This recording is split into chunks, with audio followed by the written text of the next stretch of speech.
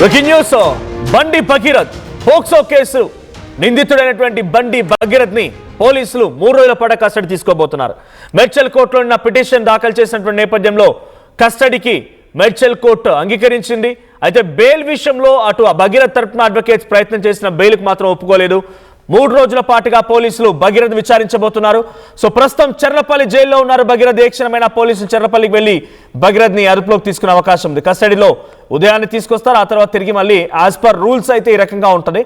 మరి భగీరథ్ ఎలా విచారిస్తారో చూడాలి. బికాజ్ అన్ని రకాలుగా రూల్స్ ప్రకారంగా జరిగితే ఈ కేసు కొత్తగా ఏం కాదు, కానీ రూల్స్ కి కొంత అటు ఇటుగా జరుగుతోంది కాబట్టే ఈ కేసు కొంత స్పెషల్ అవుతోంది. సో బండి భగీరథ్ ని రూల్స్ లో భాగంగానే అందరినీ సహజంగా తీసుకొచ్చి విచారించి మళ్ళీ తీసుకెళ్లి జైల్లో వేసినట్టుగానే ఆ రకంగానే ఉదయాన్నే తీసుకొచ్చి 9 నుంచి 6 వరకు విచారించి ఆ తర్వాత చెర్లపల్లి జైలుకి తరలిస్తారా లేదు ఎలా ఉంటుందో చూడాలి. ప్రస్తుతానికి విచారణ ప్లేస్ కూడా కొంత క్వశ్చన్ మార్క్ అని చెప్పాలి. సో డీసీపీ రితిరాజ్ పర్యవేక్షణలో విచారణ జరిగే అవకాశం ఉంది. అయితే బాలిక పట్ల, ఆ మైనర్ బాలిక పట్ల అసభ్యంగా ప్రవర్తించాడనే విషయంలో మే 8వ తేదీన పోక్సో కేసు నమోదైతే మే 16వ తేదీన సుమారుగా 9 రోజుల పాటుగా పోలీసులు ఆయన్ని వెతికి 9 రోజుల తర్వాత అరెస్ట్ చేశారు. సో అటు నాకాబంద్ నిర్వహిస్తూ ఉండగా అప్పా జంక్షన్ దగ్గర, టీజీపీఏ జంక్షన్ దగ్గర అదుపులోకి తీసుకున్నట్టు తెలుస్తోంది. సో ఆ తర్వాత పేట్ బషీర్బాద్ పోలీసులు ఆయన్ని కోర్టులో ప్రొడ్యూస్ చేశారు, రిమాండ్ విధించారు, జైల్లో ఉన్నారు. నిన్న జరిగినటువంటి విచారణలో పోలీసులు నిన్న జరిగినటువంటి ఆర్గ్యుమెంట్స్లో పోలీసులకి కస్టడీ అనుమతిస్తూ మేడ్చల్ కోర్టు నిర్ణయం తీసుకుంది. సో 3 రోజుల పాటుగా విచారించబోతున్నారు. చాలా కీలకమైన క్వశ్చన్స్ ఉండబోతూ ఉన్నాయి. సో 9 రోజుల పాటుగా ఎక్కడున్నావు, ఆ అమ్మాయి పట్ల ఎందుకు ఈ రకమైనటువంటి అసాల్టేషన్కి పాల్పడాల్సి వచ్చింది, నీ ఫ్రెండ్స్కి ఛాలెంజ్ చేసిన నిజమేనా, ఆ ఫోన్లు ఎందుకు డేటా అరెస్ట్ చేయాల్సి వచ్చింది, ఆ డేటా ఎక్కడ పోయింది. సో దీంతో పాటుగా ఇంకా కీలకమైన క్వశ్చన్స్ కూడా ఉన్నాయి. కంటిన్యూస్ సెక్షువల్ అసాల్టేషన్, రిపీటెడ్ సెక్షువల్ అసాల్ట్కి పాల్పడేది కూడా పోలీసులు పలు సెక్షన్లు నమోదు చేశారు. కాబట్టి ఆ క్వశ్చన్స్ కూడా బండి భగీరథ్ పైన పోలీసులు విసిరే అవకాశం ఉంది. సో పోలీసులు బండి భగీరథ్ని ఒంటరిగానే ఆయన విచారిస్తారా, లేదు ఇంకెవరైనా ఫ్రెండ్స్ని కూడా, అంటే బండి భగీరథ్ కేసులో ఆయన ఫ్రెండ్స్ కూడా నోటీసులు జారీ చేసినట్టు తెలుస్తోంది. కాబట్టి వారిని సైతం అక్కడికి పిలిచి విచారిస్తారా, అడ్వకేట్ సమక్షంలో విచారిస్తారా, లేదా ఎలా విచారిస్తారని మరిన్ని అప్డేట్స్ మా ప్రతినిధి నిర్మల సిద్ధంగా ఉన్నారు. నిర్మల, ఈ రోజు నుంచి 3 రోజుల పాటుగా బండి భగీరథ్ని పోలీసులు విచారించబోతున్నారు. సో ఈ విచారణ రూల్స్కి, అంటే ఆ సర్వసాధారణంగా జరిగేటువంటి రూల్స్లో భాగంగానే జరుగుతాయా, ఏదైనా స్పెషల్ ట్రీట్మెంట్ ఉంటుందా, అడ్వకేట్ సమక్షంలో విచారిస్తారా, ఎలా ఉండబోతోంది? ఎస్ మనోజ్, మరి 8వ తారీఖు పోక్సో కేసు కూడా బండి భగీరథ్ పైన నమోదు కావడం కూడా జరిగింది. అదేవిధంగా 16వ తారీఖున తనను చెంచల్గూడ జైలుకైతే రిమాండ్కి తరలించడం కూడా జరిగింది. ఈ 9 రోజుల పాటు మాత్రము చాలా పరిణామాలు చోటు చేసుకున్నాయి. ట్విస్టుల మీద ట్విస్టులు జరిగాయి. మొత్తానికైతే బండి భగీరథ్ మీద పోక్సో కేసు అయితే నమోదయ్యి తను రిమాండ్కి తరలించారు. అదేవిధంగా పేట్ బషీరాబాద్ పోలీసులు మళ్ళీ మెడ్చల్ కోర్టులో మాత్రము కస్టడీ కోరుతూ 3 రోజుల కస్టడీ కోరుతూ యాక్చువల్గా 10 రోజుల కస్టడీ కోరారు. కానీ మెడ్చల్ కోర్టు మాత్రము 3 రోజుల కస్టడీకి అనుమతించి ఈ రోజు బండి భగీరథ్ని పేట్ బషీర్బాద్ పోలీసులకైతే అప్పచెప్పనున్నది. పోలీసులు అక్కడికి వెళ్ళి, కోర్టు దగ్గరికి వెళ్ళి కూడా బండి భగీరథ్ను అదుపులోకి తీసుకొని పేట్ బషీరాబాద్ పోలీస్ స్టేషన్లోనే విచారణ కొనసాగించబోతున్నారు. అది కూడా డీసీపీ రితిరాజు సమక్షంలోనే.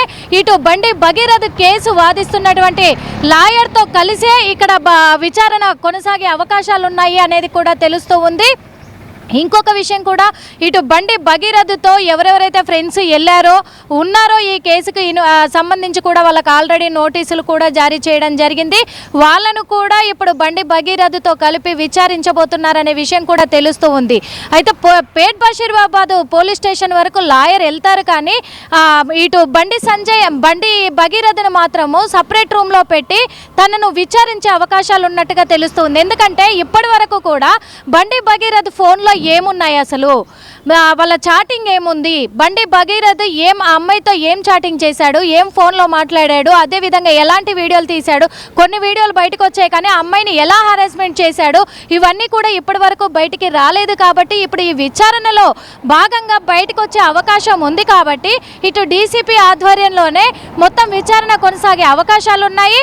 ఇంకో విషయం కూడా, ఉదయం ఇప్పుడు 10 గంటల నుంచి 11 గంటల లోపు పేట్ బషీరాబాద్ పోలీసులు అయితే మెడ్చల్ కోర్టుకు వెళ్ళి తనని బండి భగీరథని అదుపులోకి తీసుకున్న తర్వాత మళ్ళీ సాయంత్రం వరకు విచారణ కొనసాగించిన తర్వాత సాయంత్రం మళ్ళీ కోర్టుకు అప్పచెప్పనున్నారు అనేదే సమాచారం పోలీసుల నుంచి కూడా వస్తున్న సమాచారం. మనోజ్, ఇంకో విషయం కూడా ఇక్కడ ఈ 3 రోజుల పాటు కూడా ఈ విచారణ ఇలాగే ఉదయం తీసుకొచ్చి సాయంత్రం మళ్ళీ కోర్టుకు అప్పచెప్పబోతున్నారు. రెగ్యులర్గా సామాన్యులకు ఎలాగైతే జరుగుతూ ఉందో ఇటు బండి భగీరథ్ విషయంలో కూడా అదే నియమ నిబంధనలను వర్తిస్తాయి అని చెప్పేసి పోలీసులు అయితే తెలియజేస్తూ ఉన్నారు.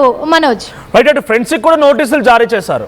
ఆయన ఫ్రెండ్స్ కూడా నోటీసులు జారీ చేశారు కాబట్టి వారిని కూడా దీంట్లో ఇన్వాల్వ్ అయ్యే అవకాశం ఉందా? బికాజ్ బయట సర్క్యులేట్ అవుతున్న న్యూస్ మనకు తెలిసిందే. ఆయన ఏదో ఫ్రెండ్కి ఛాలెంజ్ చేశారని, ఆ అమ్మాయిని పడేస్తానని చెప్పాడని, ఆ అమ్మాయిని లవ్ చేస్తున్నట్టుగా నేను యాక్ట్ చేస్తానని, తర్వాత మళ్ళీ ఆ అమ్మాయితో బ్రేకప్ అయిన తర్వాత ఆ వీడియోస్ని, ఫొటోస్ని ఫ్రెండ్స్ సర్కిల్లో సర్క్యులేట్ చేశారని ఇవన్నీ చెప్తున్నారు. కాబట్టి బయట ప్రచారం ఉన్నటువంటి మాటలు కాబట్టి ఫ్రెండ్స్ని కూడా నోటీసులు ఇచ్చారని చెప్తున్న నేపథ్యంలో వారిని కూడా విచారించే అవకాశం ఉందా? ఎస్ మనోజ్, ఖచ్చితంగా కూడా. ఎందుకంటే వాళ్ళను కూడా విచారించబోతున్నారు. ఇక్కడ తను గతంలో కూడా తన కాలేజీలోనే అమ్మాయిని ఒక ఛాలెంజ్గా తీసుకొని ఫ్రెండ్స్తో ఛాలెంజ్ చేసి బెట్టింగ్ కట్టి వాళ్ళతోటి మాట ఇచ్చి ఈ అమ్మాయిని ఖచ్చితంగా నేను లైవ్ ట్రాక్లోకి దింపుతాను అని చెప్పేసి కూడా చెప్పి వాళ్ళతో పందెం కాశాడు. కాబట్టి వాళ్ళు కూడా భగీరథని అదే విధంగా రెచ్చగొట్టిన దాఖలాలు కనిపిస్తున్నాయి పోలీసులు అని చెప్పేసి చెప్తున్నారు. కాబట్టి వాళ్ళని ఖచ్చితంగా కూడా అదుపులోకి తీసుకొని వాళ్ళను కూడా విచారించబోతున్నారు ఈ 3 రోజులు అనేది కూడా తెలుస్తూ ఉంది. వాళ్ళ విచారణలో భాగంగానే అక్కడ మోయినాబాద్ ఫామ్ హౌస్ విషయానికి వస్తే అక్కడ ఫామ్ హౌస్లో కూడా ఏం జరిగింది అసలు, ఎందుకంటే వీళ్ళ ఫ్రెండ్స్ కూడా భగీరథ ఫ్రెండ్స్ అక్కడే ఉన్నట్టుగా కూడా తెలుస్తూ ఉంది. కాబట్టి అసలు ఏం జరిగింది అక్కడ అనేది కూడా ఫ్రెండ్స్ నుంచి సేకరించబోతున్నారు మొత్తం కూడా వివరణలో. అదే విధంగా బండి భగీరథ నుంచి కూడా మొత్తం కూడా విచారణలో తేలబోతుంది అనేది కూడా తెలుస్తూ ఉంది. ఈ విచారణలో భాగంగానే మరి ఇక్కడ కస్టడీకి కోరారు, ఇప్పుడు తీసుకురాబోతున్నారు. కాబట్టి ఈ విషయంలో మరి బండి సంజయ్ ఏం చెప్పబోతున్నారు అనే దాని మీద కూడా కొంచెము ఉత్కంఠంగా మారింది అని కూడా చెప్పుకోవచ్చు. Manoj, right, thank you Nirmala. So మొత్తంగా బండి భగీరథ్ని ఈరోజు పోలీసులు కస్టడీ తీసుకోబోతున్నారు. 3 రోజుల పాటుగా కస్టడీ తీసుకొని విచారించబోతున్నారు. మే 8వ తేదీన నమోదైనటువంటి పోక్సో కేసులో ఇప్పటికే పలు సెక్షన్లు యాడ్ చేశారు. మొదట 74, 75, 11 రెడ్ విత్ 12 ఉన్నటువంటి ఆ సెక్షన్స్ని ఆల్టర్ చేస్తూ 5, 1 ఆఫ్ రెడ్ విత్ 6, ఆ తర్వాత 64 ఆఫ్ 2 అండ్ 238 ఎవిడెన్స్ని పూర్తిగా కిల్ చేశారనేటువంటి సెక్షన్లు కూడా యాడ్ చేశారు. మరి ఇప్పుడు ఆయన ఫోన్లో ఏం డాటా ఉంది, ఆ అమ్మాయి ఎలా పరిచయం అయింది, ఆ అమ్మాయిని ఎందుకు ఈ రకంగా సెక్షువల్ అసాల్టేషన్కి పాల్పడ్డాడు, నిజంగా వాంటెడ్గానే వేరే ఒక ఫ్రెండ్తో ఛాలెంజ్ చేసి ఆ అమ్మాయి పైన పలుమార్లు అఘాయిత్యానికి పాల్పడ్డా, ఇంకెవరిని ఎంకరేజ్ చేశారా, ఎక్కడెక్కడ అఘాయిత్యానికి పాల్పడ్డాడు, ఈ విషయం ఎంతమందికి తెలుసు, ఈ 9 రోజుల పాటుగా నేను దాచిపెట్టింది ఎవరు, ఇలా పలు క్వశ్చన్స్ ఉండే అవకాశం ఉంది. అయితే బండి భగీరథ్ విచారణ తర్వాత దీని వెనుక మధ్యవర్తిగా ఉన్నటువంటి ఒక వ్యక్తి, 3వ వ్యక్తి ఎవరైతే ఉన్నారో ప్రముఖ జర్నలిస్ట్గా పేరొందిన వ్యక్తి, ఆయన పేరు అండ్ కేంద్ర మంత్రి పేరు కూడా బయటపడే అవకాశం ఉంది. బికాజ్ వాళ్ళే ఆ అమ్మాయితో కుటుంబంతో ఆల్రెడీ మాట్లాడారు, మధ్యవర్తిత్వం వహించారు అన్నట్టుగా వాళ్ళ పేరు వినబడుతున్నాయి. కాబట్టి నిజంగా భగీరథ్ అక్కడ తన స్టేట్మెంట్ కనుక కన్ఫెస్ చేస్తే ఫర్దర్ నోటీసులు వీళ్ళకు కూడా వచ్చే అవకాశం ఉంది. ఏ క్షణమైనా బండి భగీరథ్ విచారణ సమయంలోనే వీళ్ళకు కూడా నోటీసులు ఇచ్చి వీళ్ళని సైతం ఇన్వెస్టిగేషన్ చేసే అవకాశం ఉంది, వీళ్ళని కూడా విచారించే అవకాశం కనబడుతోంది. సో మీరేమనుకుంటున్నారు, ఈ కేసులో బండి భగీరథ్ చట్టానికి లోబడి పోలీసులు వ్యవహరించి తగు శిక్షలు వేస్తారనుకుంటున్నారా, లేదు ఇదొక హై ప్రొఫైల్ కేసు అని కేంద్ర మంత్రి కుమార్ అని పక్కదారి పట్టిస్తారనుకుంటున్నారా, భగీరథ్కి శిక్ష పడుతుందా లేదా, మీ అభిప్రాయం ఏంటి కామెంట్ చేయండి.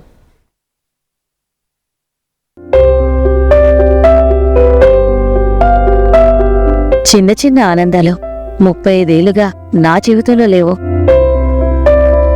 35 ఏళ్లుగా నేను డైపర్లలో బ్రతికాను. 6 సెంటీమీటర్ల ఫిస్టులా నా మూత్రాశయంలో లీకు కారణమైంది. ఎవరూ నాకు సహాయం చేయలేకపోయారు. AINUలో వైద్యులను కలిసే వరకు అక్కడ వారు రోబోటిక్ శస్త్రచికిత్సతో నాకు పరిష్కారం ఇచ్చారు. వారు నా ఆత్మవిశ్వాసాన్ని కూడా తిరిగిచ్చారు. Precision care makes it possible. The Center for Robotic Surgery at AINU